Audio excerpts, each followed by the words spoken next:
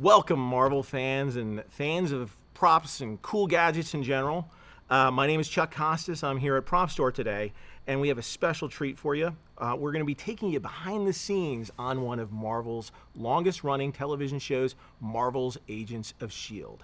Our special guest today is going to be Scott Bauer. Scott was the prop master on all 7 seasons of Marvel's Agents of S.H.I.E.L.D., and he's going to be walking us through season by season, talking about some of his favorite props and giving us insights into their creation. And for those who may want to own an authentic piece of the Marvel Universe, all the items that we're going to be talking about today are actually going to be available for you to purchase and bid on in Prop Store's Marvel Television Live Auction for Marvel's Agents of S.H.I.E.L.D. coming up on November the 10th, 2020. You can actually go online right now to propstore.com/Marvel and place an online bid. But if you want to wait till the last day of November the 10th, you can actually bid with our live auctioneer online, over the phone, or you can place an absentee bid and they can execute the bid for you the day of the auction. Also, to let you know, we have a prize giveaway. For anybody that's over the age of 18, anywhere in the world, you can actually go and register right now. And for those that live in the continental United States, we're actually giving away some special prizes. We're giving away 5 prizes, including a Marvel's Agents of S.H.I.E.L.D. chairback, as well as 4 patches, either S.H.I.E.L.D. or Hydra. So go to propstore.com/Marvel and register today. Also, if you go to propstore.com/Marvel right now, you can see over 550 lots that are going to be offered in this great auction. And we got these right off the set. After production wrapped, we were invited by ABC and Marvel, working alongside the Disney Archives, to select items that fans like you, we thought that you'd really love and want to add to your collection. They actually come with a certificate of authenticity from Prop Store and Marvel, actually co-signed by Joe Quesada, who is an executive producer and is also the EVP and creative director of Marvel Entertainment. So you can trust what you're buying is real. We hope all the Marvel fans out there find something that they love that they can take home and make part of their collection. These are museum quality pieces and they want to be cared for. We hope that you'll take care of them for years to come and display them proudly. And now let's hear from Scott about his role as the prop master on Marvel's Agents of S.H.I.E.L.D. And he'll talk about some of those stories around making some of these great items and how they were used on the set. Hello, my name is Scott Bauer and I am a property master. I've been in this business for over 20 years. I've worked on shows like Marvel Agents of S.H.I.E.L.D., The Orville, American Horror Story Asylum, Mission Impossible 3, Chuck, The Fosters. I think being a prop master is the greatest job in the world. A prop master on Marvel Agents of S.H.I.E.L.D. has the most fun of any job on the show. I get to create, I get to play. I'm basically a kid given a budget and I get to spend that budget and make the coolest toys. I think props are very important when enhancing a story and also helping to inform the character. To me, the smallest details, what kind of watch a guy wears, what kind of magazine does he read, what kind of eyeglasses does he wear, really help inform that character. And if the character and the actor are comfortable and they work easily and well with the props, it helps inform the whole story. So you may notice that on a lot of the props and in the set, the color of the lights is blue. So early on, the producers and the production designer and even the video graphics people sat down and decided on a color palette. And blue was one of the main colors. So every time we had a sci-fi prop or we wanted to inform that we were in a different world, we used the color blue. In the Marvel comics, there are a lot of props and costumes and characters, and we took a lot of inspiration from that. Early on in the series, I would look at the comics and see a 2D version of a prop, or we may take a color of that, or we may take a shape of something, but then having to render it in a 3D living world, we were able to take liberties and improve upon them and make them more realistic and well-rounded. It really depended on the situation whether or not we were going to include an Easter egg, which there are a lot of throughout the series. One of my favorite Easter eggs was the dwarfs, the little flying gizmos that were for forensic purposes. And each of those was based on a character from Snow White. Each of them had a name after Snow White. the dwarves, and of course, Snow White was the first animated movie that Disney produced, so it was nice to interact with that. My favorite season of Marvel Agents of S.H.I.E.L.D. would have to be season 4. Getting to create the Darkhold book and watching that prop live and evolve and change throughout the season was very creative, very hard, and I'm really proud of what my team and I put into that prop. My favorite episode would have to be the pilot. And I say that because we really got to create this entire world. Starting from the pilot and working on the show for 136 episodes, we would always go back to the pilot and look at the decisions that we made on things, and we might slightly change or alter them throughout, but just being able to create a living, breathing environment from scratch is always amazing. So let's talk about some of the props from the pilot and season 1. This is the Night rifle.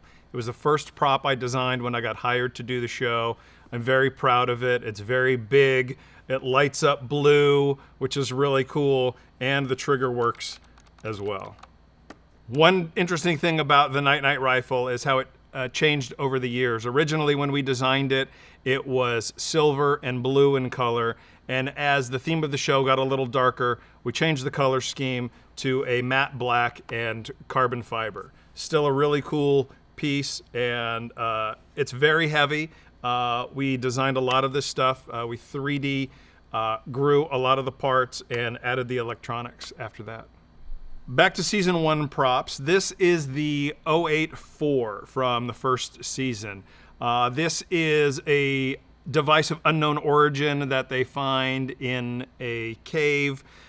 This is a rubber version of the hero prop. So if there were a stunt involved, this would be the one that we used. I really enjoyed creating this prop. We were looking for something that was stylistic and would also be timeless. So I really used a lot of Art Deco kind of inspiration with the rounded bevels, and it really was cool because these pieces lighted up and these tubes lighted up, and all of these switches and bells and whistles that we put on them was really cool. I was really happy with the way this turned out.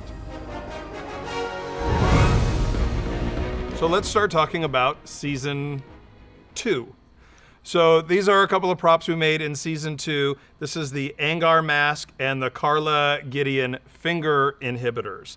So it was a lot of fun working with the actors on this. Because they're such custom-made items, I really had to get the actors to come in. We fit them. We did some molds. We would put this over their face like this. So he had a face inhibitor like this so that he couldn't use his power to scream. And Carla had some sharp blades on her fingers. So it was really hard for the actress to have these on both hands, and there was a scene where we were trying to have her eat and she just couldn't do it. And I know she was so uncomfortable with the prop, but I just love the way that they make noise and they clink and they look pretty high tech too.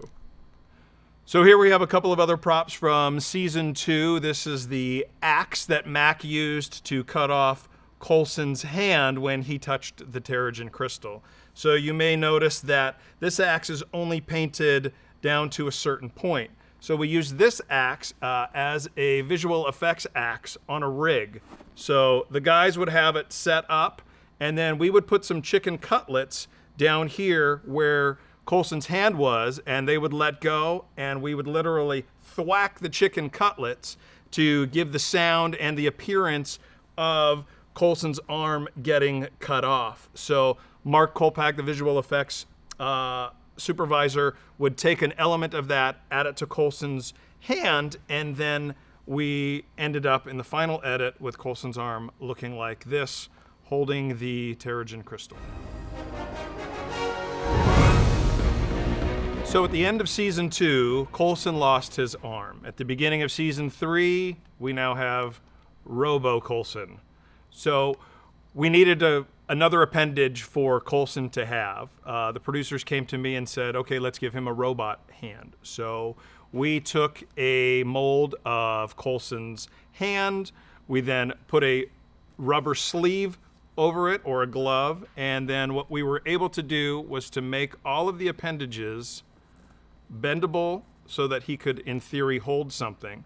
Another cool thing we had going on was Coulson would hold his arm back here in a bit of old school movie magic, and from the direction that we shot him, we would puppeteer his shoulder piece from the back so he could take on and off the hand. We added a little bit of light in there. We took some fishing line and we sanded the ends of it to make it look like fiber optic cable, added a cool honeycomb pattern, some other metal cables and wires in there for a really cool, high-tech, S.H.I.E.L.D. appropriate robot hand. So continuing on with some season 3 props, these are some newspaper articles that we made about Quake. We didn't know who she was or where she was going or what she was doing. And these are always fun. Newspapers are always fun to make. You get with the actor and we take them out and we'll do a photo shoot. We'll do a lot of surveillance style photos.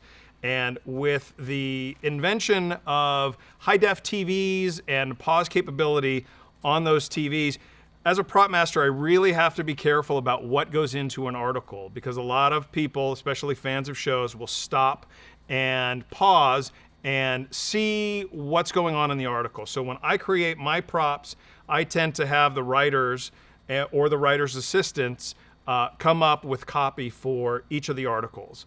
And then I take them to my graphic designer people and we lay it out. You may notice in the New York Bulletin here is also a Marvel name that we used in Daredevil. So I like to keep the parody going with that from show to show. So if another Marvel property uses a name, I also try to use it in the episodes that I create.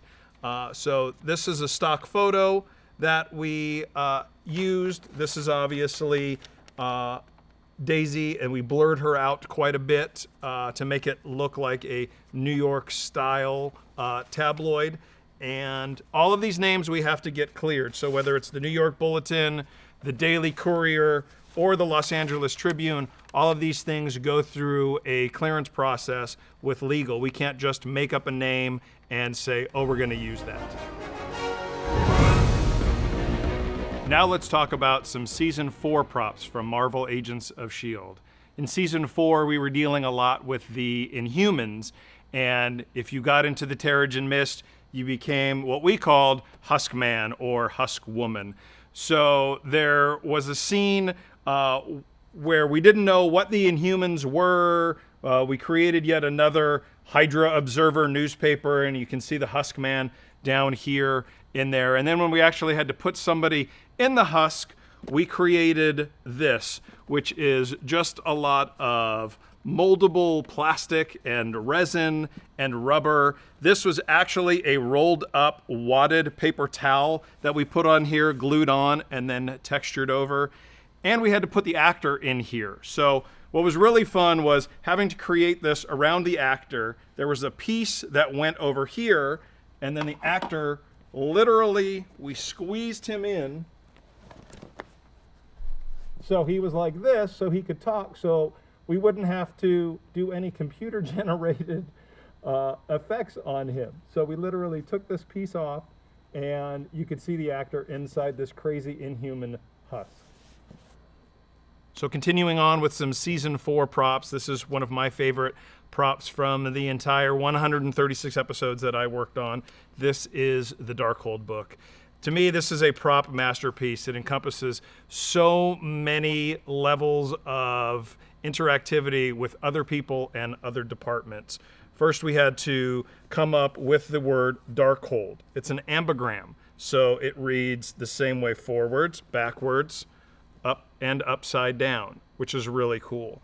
So we made it look like it had this hammered texture, and it needed to look otherworldly, so we created this border around it. So we 3D printed, designed and 3D printed all of that stuff. Then we needed to make it into a book. So I went to my leather bookbinding guys and took them all the parts, and then they put the book together. So We added in some cool, very interesting textures. And then the pages are really interesting too. You can't just go with a simple paper. This is actually vellum. So I took a lot of vellum sheets, took it to my painter, and then we just aged down the vellum. So there's a really interesting texture and feel to these. Then we had to figure out what kind of language was in the book itself. So when we first see it, it magically appears. So we would use blank pages, and then we would actually physically put in text on the page, and then VisFX-wise, they could wipe it away and then make it come back, which is really cool. So we were also able to use this book over multiple episodes. Also in season 6, we have the story where Fitz was reading about a lost prince and a boy. This was really fun. I had to work with one of the Marvel illustrators on this story. Then we would bind the book, and then also cross-referencing other Marvel shows. This was also used in an episode of Runaways. So you see the spine, you see the back, and you see the front. And of course, with any old novel, you have to have a lock on it as well. So let's talk about some season 5 props from Marvel Agents of S.H.I.E.L.D. This is a Kree battle axe. So in season 5, we introduced the blue people, and they needed some cool weapons. So I thought, what would be cooler than a silver battle axe with a clear blade? The blood is dried on. We just use movie blood, like Caro syrup and food coloring. It gets a lot more complicated than that. And we made the blades out of rubber just in case somebody gets hit with it. It's a lot safer. The handle is also made out of a soft rubber. We use these for stunt purposes so that it's very safe for the actors. These are Yo-Yo's gloves. So in season 5, she gets her arms whacked off. We've got to do something. Hey, let's create some robot hands. So that proved to be a lot trickier than it was because the producers didn't want robot hands that looked like robot hands. They wanted to give Yo-Yo a lot of dexterity. So we made these gloves out of a silicone rubber. And then we 3D grew all of these little plastic plates that you see on here. And to help cover that up, we gave her some gauntlets. These are obviously too small for me, but you get the idea. So she would slide these on, we'd put the gauntlets on, and then she would look like she's got robot hands. And she was able to have the dexterity to where she could cling onto her weapon, she could fight. We had to make some stunt versions of these where we painted on the plastic part, so in a quick whip pan, you would swipe by and you wouldn't notice that she wasn't necessarily wearing the real item. Also, you notice that we have some lines on here where we had to actually continue the silicone cuff. Originally, when we built them, it was trial and error. We had to extend this cuff length down so that it wouldn't peek out of her costume and ruin the romance of her actually having robot arms. So these were something that Yo-Yo wore for 8 to 10 hours a day. She was very sweaty in them.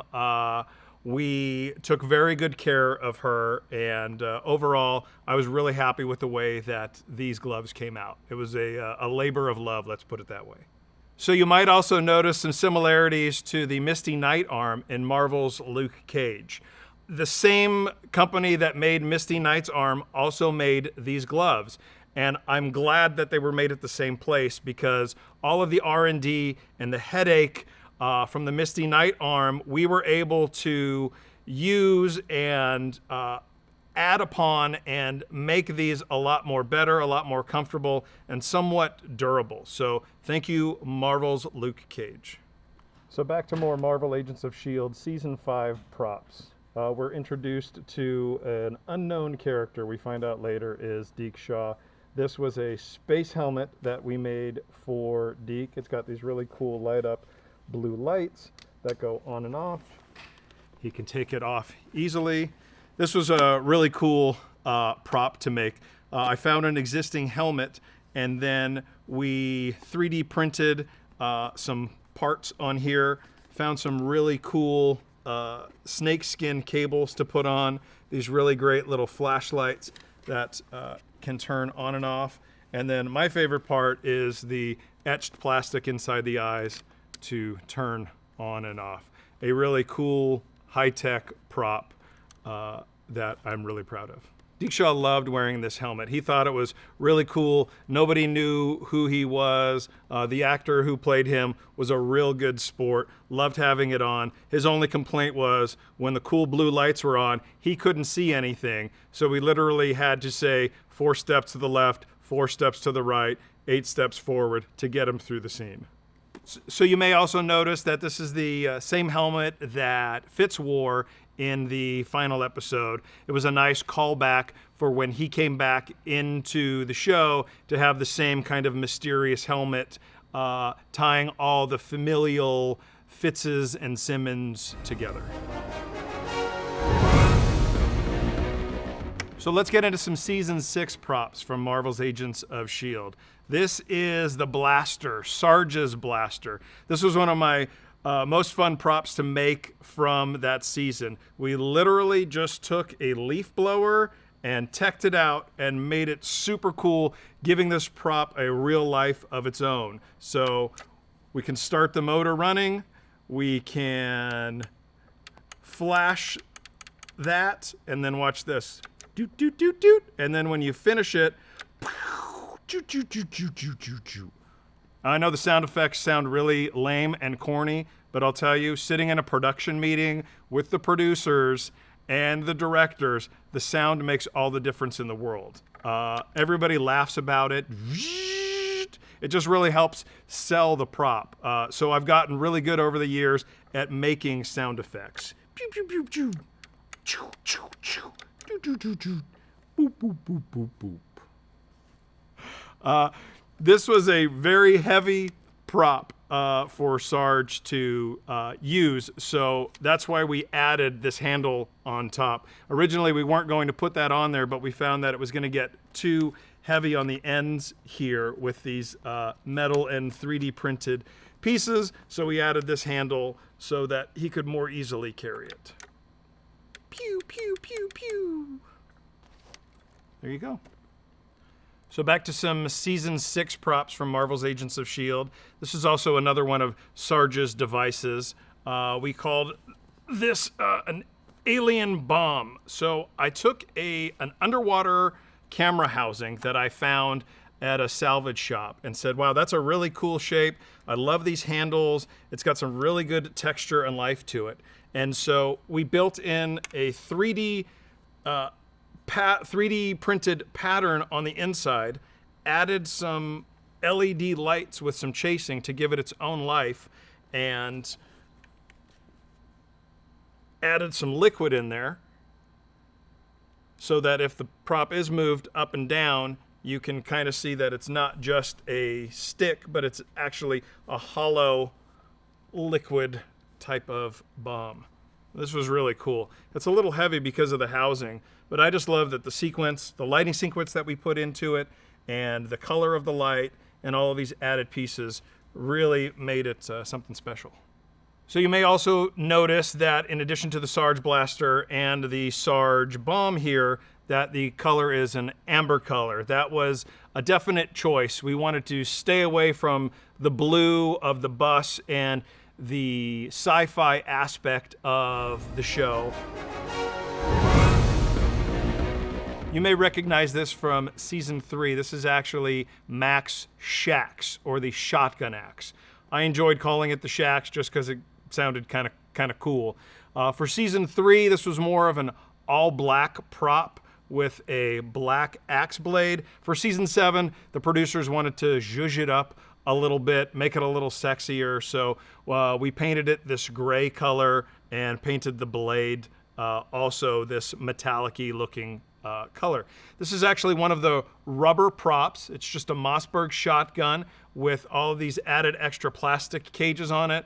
We've got the shell holders here. I actually found the blade from a guy online. He's a realtor, and in his spare time, he also made axe blades for cosplay, zombie killing, and stuff like that. So I just thought that was a really cool thing. I pitched it to the producers, and they loved it.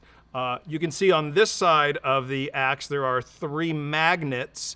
That was so when Mac would put it on his back or take it off his back, he could just swing it Captain America style and pop it on and off. What we have over here is we call the Chronicom Face Stealer. So I made this really cool case, and I made this really cool face stealer prop. There's a little button on here. You press that button, VisFX takes over, and it steals your face. So then the Chronicoms would take that information, they would put it into their super duper Chronicom computer, and then their face would come up on this nice textured silicone here. They would take it, wrap it over themselves, and now as a Chronicom, you can become anybody else you want in the world. There was some discussion early on about this prop, whether or not we wanted these bent arms to be on here. So we just made some bent aluminum, and I made this easily acceptable to either use or not use the arms. I think on the day, meaning the day that we shot this, I think we took them out, and so VisFX would have an easier time putting them back in if we wanted them. But I thought this was just a really cool, high-tech way to start the 7th season. So that concludes 7 seasons of props from Marvel's Agents of S.H.I.E.L.D. I just wanted to give a big shout out to all the fans out there who were supportive for 136 episodes of television. I wish you well. Thank you. Well, that was amazing, and hopefully you're all jazzed about rewatching all 7 seasons of Marvel's Agents of S.H.I.E.L.D. If so, you can go right now to ABC and On Demand. Don't forget to check out the auction that's going to be happening. You can go right now to propstore.com/Marvel, and you can register. And as we mentioned earlier, if you register now, you're entered to win some prizes. All the full details about that are online at the moment. Also, if you'd like a limited edition copy of the items that are going to be in this auction, we're offering a full printed catalog that can be ordered at propstore.com. And tune in for the actual Marvel Television live auction that's going to be taking place on Tuesday, November 10th, 2020, starting at 8 a.m. Pacific Time, 11 a.m. Eastern Time. And enjoy the rest of your time here at New York Comic-Con Metaverse. It was great to be here today. And remember, true believers, make mine Marvel.